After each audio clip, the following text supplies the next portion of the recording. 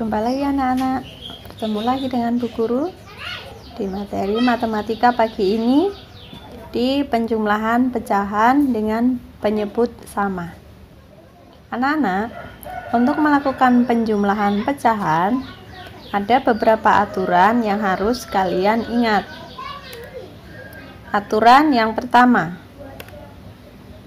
ingat ya, penyebutnya harus sama. Caranya adalah pembilang ditambahkan dengan pembilang. Pembilang itu yang terletak di paling atas. Sedangkan penyebutnya nanti tidak usah ditambahkan, tetapi cukup ditulis penyebutnya seperti soal. Jika penyebutnya 5, maka nanti kalian tulis 5. Aturan ketiga, bila ada bilangan yang utuh, maka yang bilangan utuh itu kalian tambahkan dengan bilangan yang utuh juga. 4. Jika hasil akhir pembilangnya lebih besar atau bagian yang atas lebih besar, maka harus kalian ubah menjadi pecahan campuran.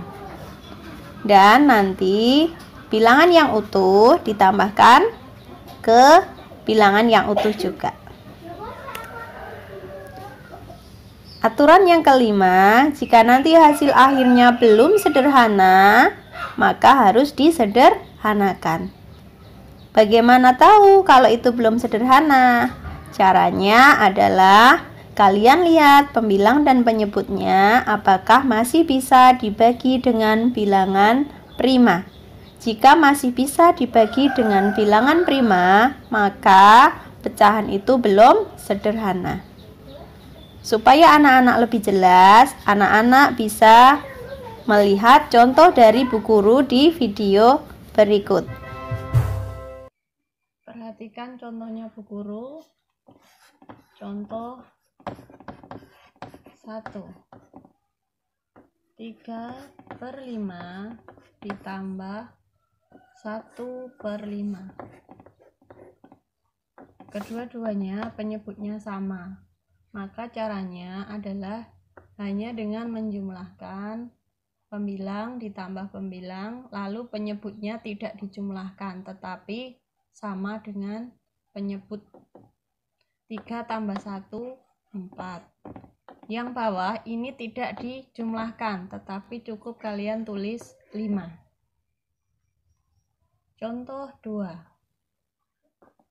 5/7 ditambah 4/7.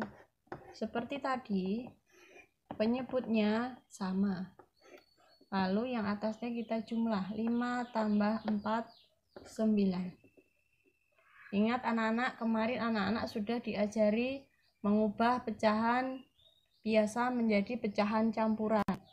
Perhatikan, ini lebih besar, maka harus diubah menjadi pecahan campuran. 9 dibagi 7, 1, sisa 2/7. Contoh 3.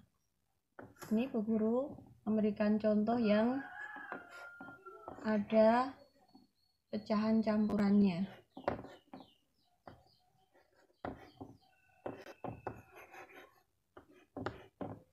Untuk mengerjakannya yang utuh itu kita tambahkan dengan yang utuh. Karena ini nggak ada, maka kita tulis apa adanya 6. Penyebutnya adalah 8. Dan yang atas kita tambahkan 3 tambah 5, 8. Ini belum selesai ya anak-anak ya, karena ini pembilang dan penyebutnya sama. 8 dibagi 8 itu hasilnya 1. Lalu 1 kita tambahkan dengan yang bilangan utuh, maka jawabannya adalah 7. Contoh keempat, 3/5/9 ditambah 2, 6/9. Caranya, yang utuh kita tambahkan terlebih dahulu. 3 ditambah 2, 5. Karena penyebutnya sudah sama, langsung kita tulis. Lalu 5 ditambah 6. Jawabannya adalah 11. Ingat, pembilang ini lebih besar dari penyebut, maka harus kita ubah menjadi pecahan campuran. 5, 11 dibagi 9 itu 1, maka ditambahkan di sini 1. 11 dibagi 9, 1 sisanya adalah 2/9. 5 ditambah 1 jadinya 6, 2/9. Contoh kelima, 5/16 ditambah 3/16. Caranya sama seperti yang di contoh nomor 1. Kita tuliskan penyebutnya karena sama, lalu kita jumlahkan yang ada di atas. 5 ditambah 3 yaitu 8. Perhatikan anak-anak, angka 8/16 ini belum sederhana karena keduanya ini masih bisa dibagi dengan bilangan prima. Kemarin anak-anak sudah diajari cara menyederhanakan, yaitu dengan membagi bilangan prima dimulai dari 2 dulu. Maka kita bagi dengan 2. 8 dibagi 2, 4/8. Masih bisakah dibagi dengan bilangan 2? Masih ya, berarti kita bagi lagi dengan 2. 4 dibagi 2, 2/4. Masih bisa dibagi lagi dengan 2. 2 dibagi 2, 1. 4 dibagi 2, 2. Ini sudah bentuk paling sederhana karena sudah tidak bisa dibagi dengan bilangan prima lagi. Jadi nanti ketika anak-anak dalam mengerjakan penjumlahan, bilangannya belum sederhana, maka harus disederhanakan yang paling sederhana.